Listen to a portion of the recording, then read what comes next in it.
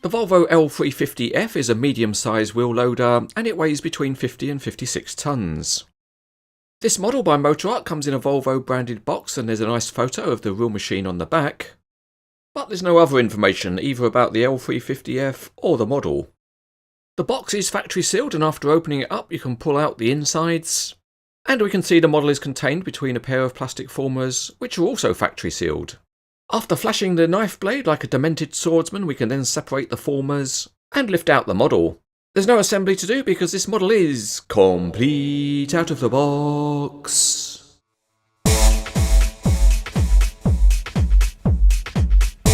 Starting underneath, the detailing is simple. There are no drive shafts to the axles.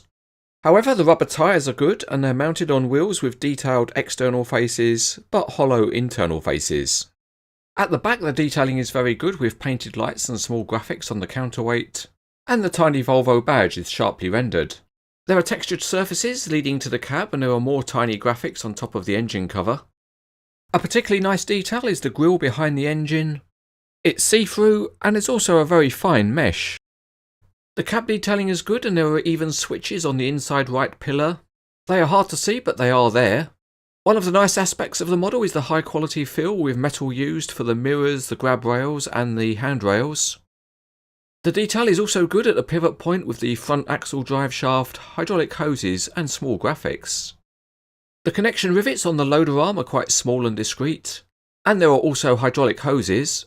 Another particularly good part of the model is the spade nose rock bucket, with its nicely modelled top grille, and the detailing of the teeth and wear plates is very good too.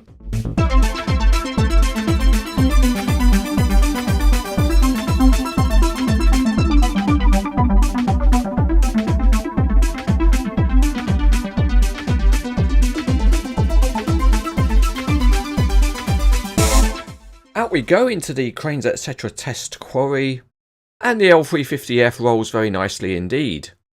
Using the giant loader arm we can lift the machine and see that the wheels spin freely, and there's a small amount of oscillation possible on the rear axle. There's also some oscillation on the front axle and that would have been better if it had been fixed.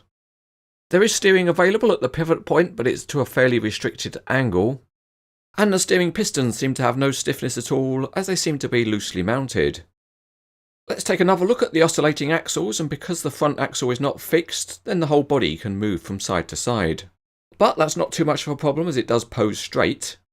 Moving on to the digging functions, and there's no cut or carry angle possible at the low level. But the model does have a good overall range of movement in terms of height, although you can pop the pistons out of the rams at the maximum. One thing that is very good though is the tipping angle of the bucket, and you can certainly go for a full discharge. The rams do have some stiffness but they won't necessarily hold a load, and here we've got the bucket full of rocks. And if you watch closely you can see that the loader arm can't quite hold the pose, and it's gently going down, down, down, down, down, down, down. Another nice feature you often get on Motorart models is opening engine covers, and underneath there's a detailed engine to be seen and it's made up of a number of different coloured components. On the other side of the body you get a different view of the engine, but on the review model at least the cover on this side won't pose in an open position.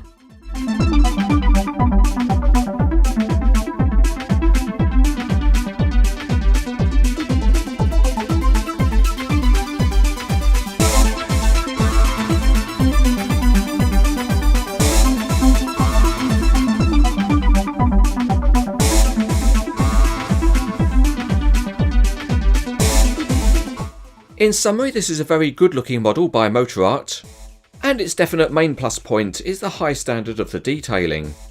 The functionality of the model doesn't achieve the same high standard, but overall the model is of good quality, and although it's a bit on the pricey side for a model like this, it's highly recommended.